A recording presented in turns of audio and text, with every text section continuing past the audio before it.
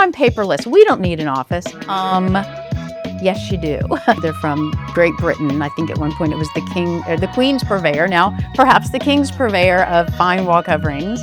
And that one is called Hummingbird. So we have a built-in espresso machine in one corner. We have the tea accessories in another corner, and there's still plenty of room to roll out pie dough. You have seen on, social media or advertising where they do Photoshop a dog in. So I'm thinking, but surely they wouldn't do that.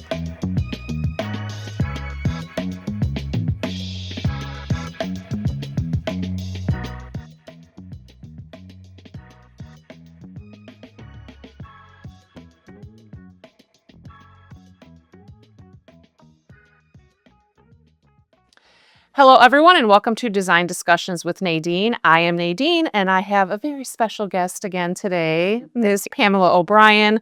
She is the owner of Pamela Hope Designs. She's a good friend of mine. We work together, and it's such a delight to have you back on the program today. The pleasure is mine. Happy to be here. So we are going to talk today about two of your amazing projects, and they're absolutely beautiful. And so let's get started and first talk about the Heights one. Okay, so that was a great project. This was a very, very large remodel and addition. And the key to making it big and kind of time-consuming, difficult, and probably also more costly is that we were in a historic district, which I love. I would love more history in this city. I love preserving homes. This home was not historic, but it was built very much to suit. It has a bit of a New Orleans style look, and it's quite appropriate looking. However, because you're in the historic district, you have to go by the historic district guidelines. That means enlarging is very hard to do. So we had an excellent architect, Carlo D'Annunzio, and there were multiple meetings with the powers that be and architectural review boards. That took a while, but we were able to add quite a bit to this home. And one thing that was interesting is this home was a family of 3 children. At the time, they were, I believe, maybe 9, 11, or 12, and 15, 16. So the oldest son would be leaving to college soon. All 3 children were sharing a bathroom upstairs. Oh. So this was a 2.5 bathroom home. And for a home of this size in Houston, Texas, that's not very many bathrooms. So we needed to make the second floor more usable, but the first floor, by being able to enlarge it, we were able to add quite a bit of storage, really increase the kitchen, and then add a utility mudroom, which they didn't have much of, and we added something that we call the baker's pantry. That's interesting. I want to talk about the baker's pantry. Well, let's first talk about the kitchen. The kitchen, the materials, the color schemes, everything in there is absolutely amazing. The couple of things that stood out to me there was, number one, the vent hood. Yes, it's beautiful. Absolutely beautiful. And the marble countertops. They're also very, very gorgeous. So which marble was that you guys So used? that is Saint Laurent, which is a blackish marble, but one of the things we loved the most about it is it had veins of white and even rust, a bit of almost an olive sage and brown, which meant one of my things in design is if I can get cool and warm undertones in something, I know that there is a lot that we can do and we won't be locked into a really warm or really cold palette. That marble is a real chameleon. Now, it's in a busy household. This is a busy household. They cook, the husband makes like six coffee drinks every morning getting people out of the house. This is a busy working kitchen, but that is honed. And that is more forgiving, being a honed finish versus a polished finish. And I think the soft black color and the veining and the occlusions means that it doesn't look worn. It really looks very, very beautiful. I love marble. I love the look of marble. I know there's a lot of people that really love marble, but they're scared of the fears that are put out there with using marble, especially in a kitchen. It's not for everybody. I can tell you, as careful as I like to think I am in my house, and I had to have marble in my bathroom. If you look carefully in the right light, I have little blotches of things where I might have put down a cotton pad for 4 seconds, but it had a little bit of toner on it, and guess what? There's a little cotton pad imprint right there. Now, can I have it polished? Yes. Even I found a home kit. You know, if you're willing to do this for 30, 40 minutes, yeah, you can probably get that up. But it is a bit of an annoyance. I had a client once who had her marble countertops installed. She made a gin and tonic that night and had little speckles from the acid Oh, yeah. from the lime in on her marble, and that's frustrating. Mhm. So what we do for clients like that is we generally gear them towards quartzite. A quartzite is another beautiful, Yes. beautiful stone that I. And our perimeter, so we have two, it's quite a large kitchen. We have two large islands. They're built out of walnut that we then, we use just a clear coat with just a little bit of a walnut pigment just to make it a little bit richer. We built it on legs so they look like furniture pieces. They have a lot of storage in them, both sides. We have drawers, we have cabinets, but the two islands there, we built them like furniture pieces. We built them out of walnut and gave them just a very, very light varnishing. And we have lots and lots of storage. But those are kind of the standout pieces with the darker marble, the honed Saint Laurent marble. Our perimeter is quartzite. And it's a Taj Mahal, which is a very easy chameleon quartzite. Yeah. Doesn't show much, is a real workhorse, but it's always pretty and it goes with almost everything. Yeah, I agree with that for sure. Whether it's in a bathroom or a kitchen, and I am not a designer by no means, but I love it because I feel like just like that, you can mix that with Yes. different colors and materials and textures, and And it's pretty affordable. Yeah. Prices have come down nicely. I mean, that was, 5, 6, 7 years ago when we started using quartzite, they were all on the very pricey side. But I think that the market has adjusted some. And so we can get quartzite into more houses now, which I think is great. Oh, absolutely. And I feel like people are gearing more toward, okay, quartz. And I know we're going off on a tangent about stone. Well, but people ask me this question every day. Yes. What's the difference? I think quartz had its time too. I mean, people still use it, but I feel like at some point, I mean, correct me if I'm wrong as a designer, I feel like for a time being, a lot of people wanted quartz. It was quartz, quartz, quartz, quartz, quartz. And then it kind of like, I feel like then natural stones are making a bigger comeback now. Definitely. The higher end market has almost always been natural stones. And when people decided marble was really hard to live with, we had quartzite pop up and become a great option. Now, we're going to talk about two homes today. And my second one is I believe it's completely quartz. And that was a decision. It's a luxury build, but that was a decision. Man-made quartz was not really a good product for this home in the Heights. We wanted that authenticity. And the client, particularly the wife, absolutely loves. She works for a large oil and gas company, so there's a little geology in her blood. She loves stones. And that home was more Victorian vintage, so I can see how using a natural stone like a marble is more fitting. It's more fitting, for sure. Yes. Now let's talk about this butler's pantry or baker's pantry. Baker's pantry. And what you guys did there, and why was it so important for this client to have that? Well, the kitchen definitely needed to be expanded. They had two big goals. One was 3 children, including one young lady, like on the verge of preteen, sharing a bathroom with both of her brothers. And it was a small bathroom. Like we needed to do better there for them, right? Storage. So we have 3 active children. They are in all sorts of activities. They have tents and backpacks and hockey sticks and all the things, right? And where are we going to put these things? And then the third was the kitchen. They just wanted a bigger kitchen. So we were able to expand the kitchen, and then flanking the kitchen, we were able to do a great utility mudroom, which was another big need for coming in the house, dump your stuff storage. So we flanked it, we balanced it out architecturally with the front, the baker's pantry. Part of the baker's pantry was that the young lady, the middle child in the family, was really interested in baking. So we thought this will be great. We can do an area for her where we keep like the canisters of flour and sugar. We had lots of room for the food for the family. The mother in the family loves very fine teas. So there's a whole tea station. And then I mentioned the father makes up to 6 blended coffee drinks a morning often. And so we have a coffee station. So we have a built-in espresso machine in one corner. We have the tea accessories in another corner, and there's still plenty of room to roll out pie dough. So I'm gonna piggyback off what you just said about some of these things the clients needs, because that was my next question. What were the wants and needs for this family, and how did you achieve giving that to them?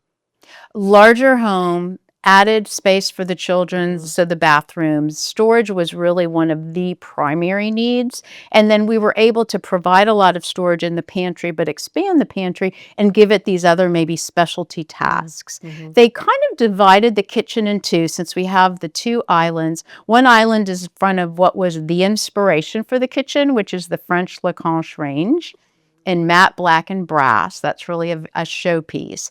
That is the weekend cooking station. That's where you do the big stuff. That's where you make your, bouillabaisse, or you roast your duck, or whatever you might do.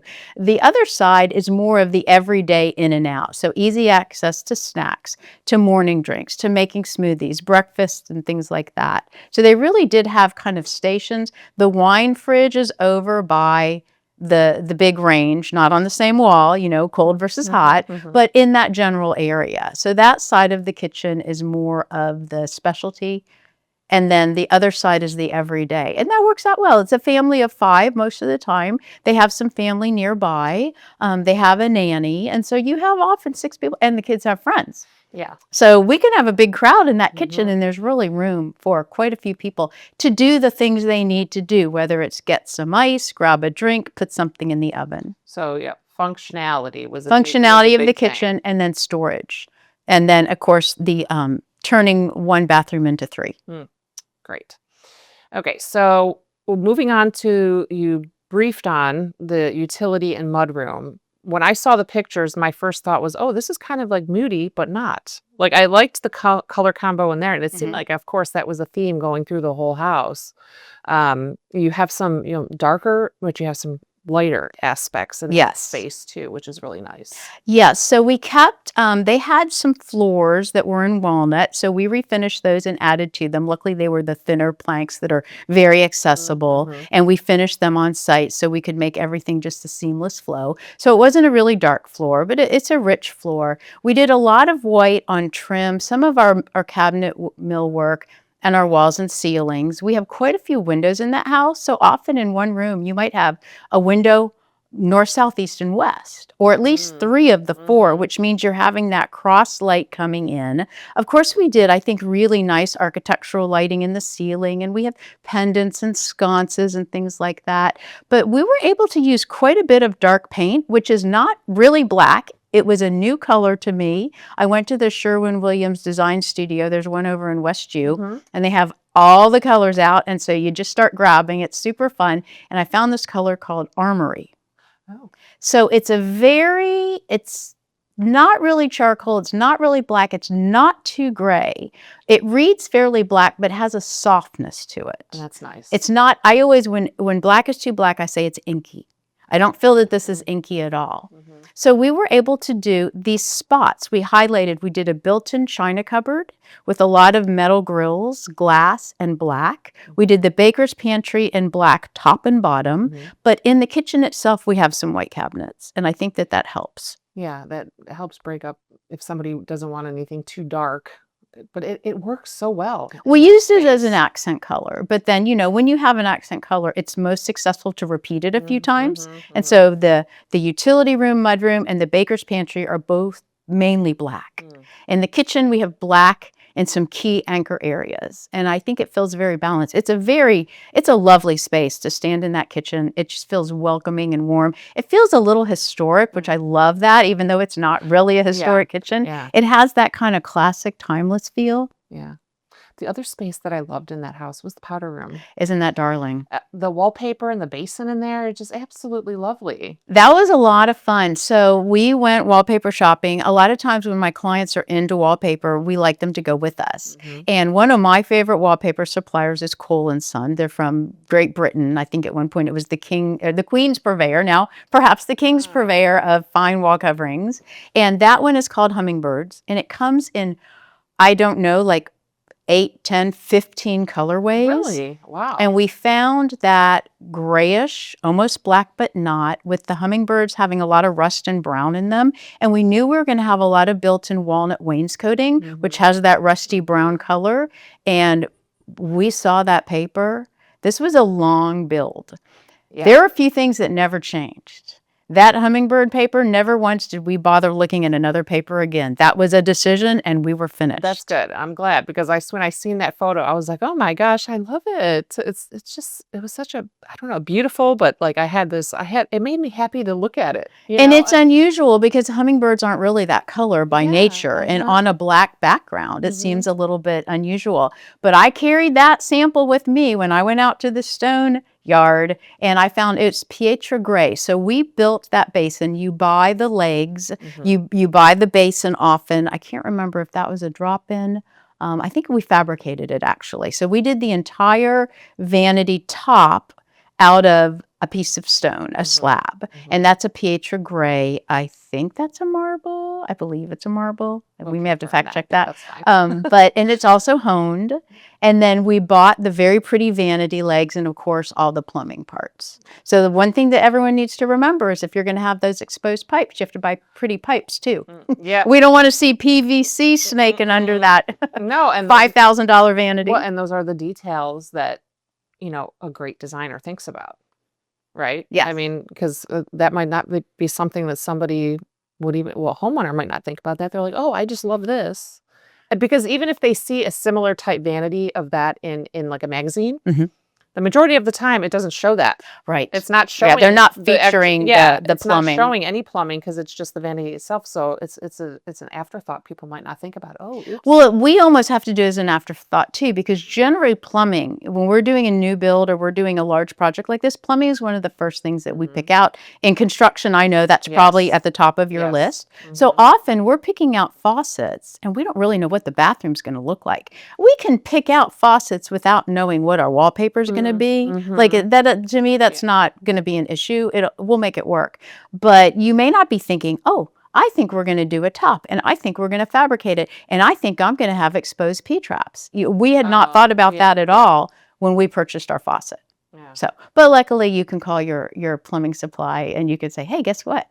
We're going to have to update a few components. No, that's good.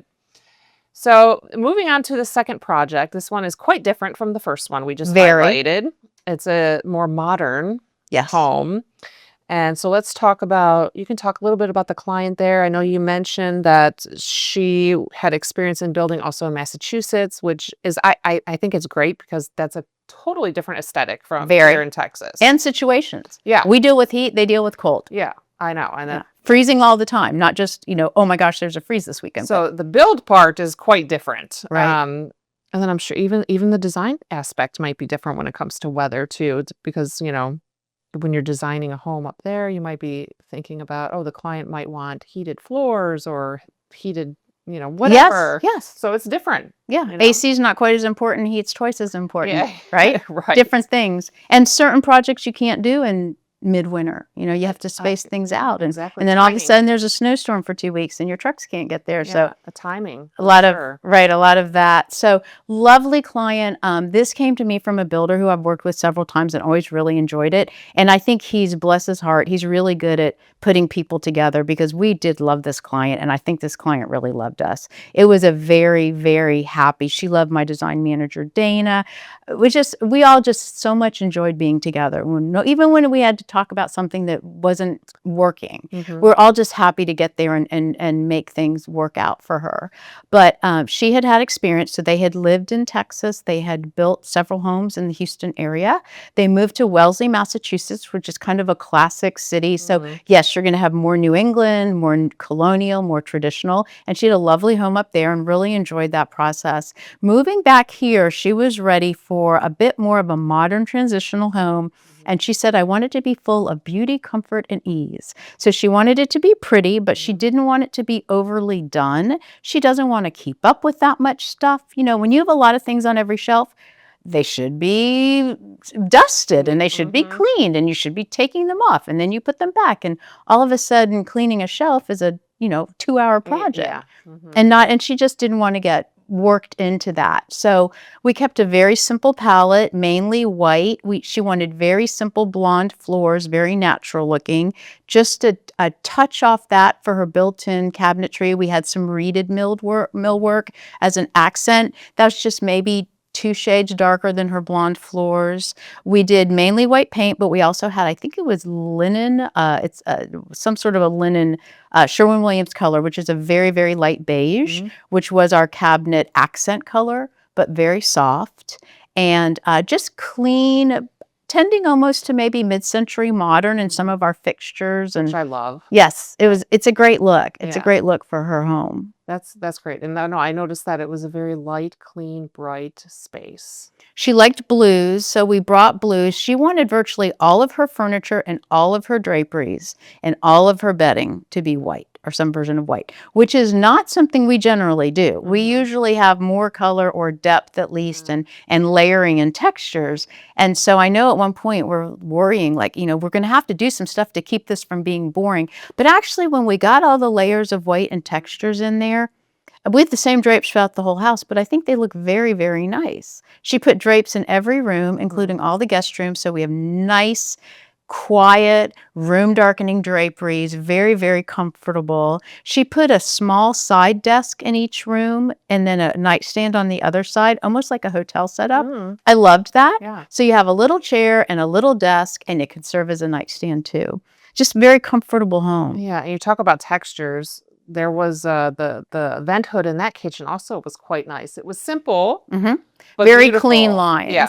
And that was, I believe that was a Venetian plaster where we probably took that linen color. We took the 2 paint colors and based off that, then we start to add in a little bit of the Venetian plaster. We get a couple samples and then we approve one and it goes up. Because the whole kitchen was, like I said, light, and that is light too, but there was some It has movement texture to it, so it didn't seem so stale, I guess Right. you could say.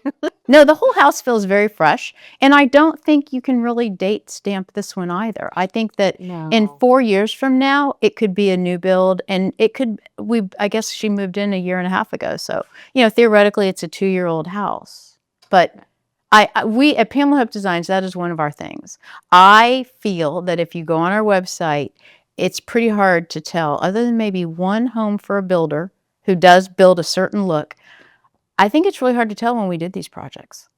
That's great. And that's one of my goals. That's great. And that's great for the client too. So they don't feel like, in 5 years or 8 years or whatever it may be, that they feel like rip it all they out have to redo it because it's outdated. No. Yes. So let's get a new throw and a couple of fun pillows, or do update a new simple lamp. things. But the shell is classic.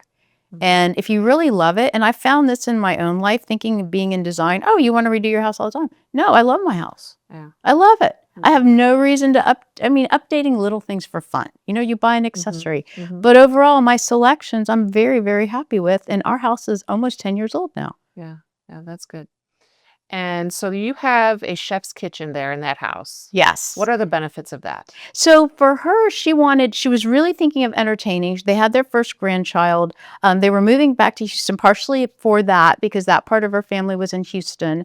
But she has a son and he has a partner, and they are on, I think they're in the New York area. But they will all come. This will be the central hub for activities. And with the grandchild, that's really kind of anchoring them. So she wanted lots of space to cook and entertain and be able to plan for parties and have everything off in the corner. So we bought blue was really her accent color. We have quite a few shades of blue in that house. We have the cutest little blue refrigerator that like you've ever seen. And I remember they had like 6 blues to choose from. Who had 6 blue refrigerators? That's so much a lot of fun. Options. But I think she has 1 or 2 small ovens in there, and she has a refrigerator. And then of course she has storage, and it can serve as a pantry, but she also has some counter space, and I believe she has a sink.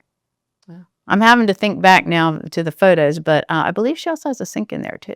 That's good. So it's really a second small kitchen. Yeah, which is good for entertaining. Yes.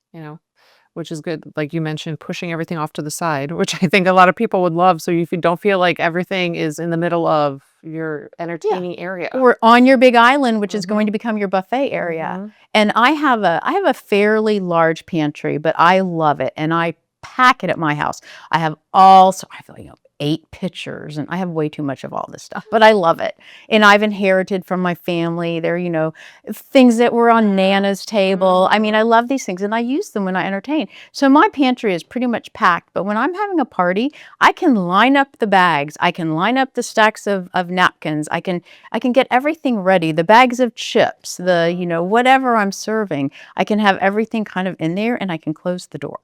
That's good. And I can put the extras, so we have everything out, but if we run out of crackers, here's 2 boxes of crackers right here, but behind the closed door. Yeah. The other thing, or the other key feature in this house that I really loved was the fact that there's a his and her study. Yes. That are completely different looking.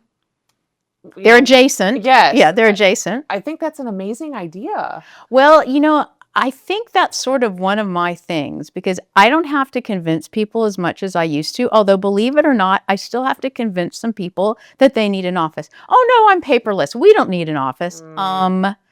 Yes, you do.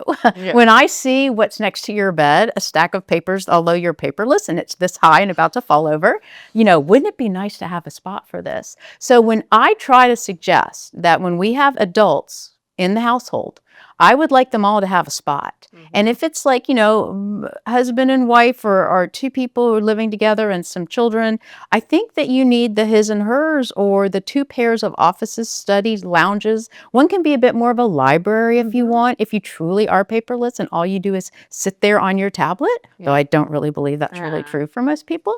So I'm a big proponent of people needing a desk and a space. And this house had the room and they both wanted their offices. That's amazing. I don't think I've ever seen that before. Really? I don't think I've ever heard of a his and her study. Well, we have another similar home that I built for the builder I mentioned. They have he's downstairs and she's upstairs. But they both work. He works quite a bit from home and she works some from home. And I think if you're a working professional, you absolutely have to have it. But then some of the people I know who are basically running their children's lives, they're busy. They have schedules and tasks and projects and committees, and you need a spot. You have to run it like a business. Yeah, I mean, I pretty much booted my husband out of our office in my house. Well, we need to build his study in this house. He needs to have his own space, for his things. Because as you know, we work together. So he's needing to do something. I'm needing to do something. It's kind of like when you're done, and I'm like, shooing him out of there. So when I saw that, I was like, that's a brilliant idea. My husband and I, we both have an office, and he didn't theoretically really need one because he really doesn't work from home at all. But he watches Formula One on his computer. I mean, you still have the stuff or that you do. Pulls up something that he needs to do or print or something. You've got to look up a payment that you made or whatever. So we ended up using an extra bedroom that was on the first floor that we built on purpose to have 2 bedrooms with bathrooms on the first floor just for, smart and resale value.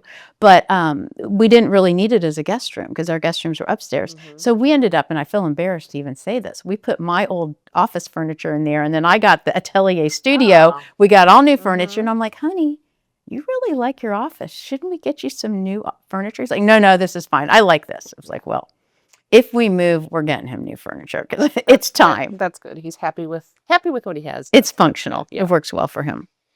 The other precious thing I loved about this house was the built-in dog kennel and the wash station, which I think is, great for people. It's another great functioning thing to have if you have the space. Yes. We have done several dog washing stations, built-in kennel sorts of ideas, and they work great. And once these animals all seem to have enjoyed being crated, but I did a photo shoot once in a house for 8 hours, and the dogs were in their crate, and finally someone said, should we let them out? They did not make a peep. 8 hours. They're happy as little clams. I mean, they're dead animals in a lot of ways, right? Yeah. There are 2 of them, and they're just all curled up and so cute. Finally, it's like, oh, wow, we need to let them out for a minute. They need a break. But this Harper, who's a lovely model, too, didn't she poses so beautifully? Harper was a beautiful model. It's funny because, you said you were embarrassed to say something. Maybe I'm embarrassed to say this. I had to actually look closely. I'm like, was that Photoshopped? Is that a real dog? Yeah. She would just sit there. Because, so patiently. Sometimes you have seen on, social media or advertising where they do Photoshop a dog in. So I'm thinking, but surely they wouldn't do that. So, but I'm looking at it, I'm like, no, that's the is real the dog. And she would sit there for 15, 20 minutes while we moved around the house. I'm like, let's go grab a picture of her. But yeah, so in the garage, we have a dog washing station, which was a need and a want for the family. And then this dog does like to be crated. So we ended up at the bottom of a cabinet between the end of the living room. It's an open concept living dining kitchen. Towards the end of the living room, we have a utility area and then the garage. The far corner of the utility area, we built out the cabinetry so the bottom half has grills on it. So it's basically a crate. So the dog can see on 3 sides. She has the solid wall behind her and her dog bed, but she can see what's happening there, what's happening there, what's happening there. So she feels like she's part of the family, but if it's more convenient or comfortable for her to go in her crate, in she goes. Yeah, that was so great. Well, I again love sitting with you, chatting with you about all the things, especially your amazing project. Thank you. So thank you so much for showing everybody the wonderful work that you guys do. Oh, thank you. Well, we have wonderful clients. We have wonderful vendors and colleagues and helpers, because I was talking to someone about the other day. Yeah, I can think up all these crazy fun ideas. But people like you, Nadine, have to make it happen. Yeah. Somebody has to drive that nail and screw that screw and hang that piece up. And I appreciate that a lot. I appreciate all the craftsmen, tradesmen, artisans, and colleagues that we have in the industry. Yes, bringing it to life, bringing your vision to life. Bringing our vision to life. The right way and making the client happy too. So that's always, yes, great. Goals, all goals. Yes. Well, thanks again. My pleasure. And well, I'm sure we'll do this again. I hope so. I'll wait for that. Until then, stay tuned for the next episode.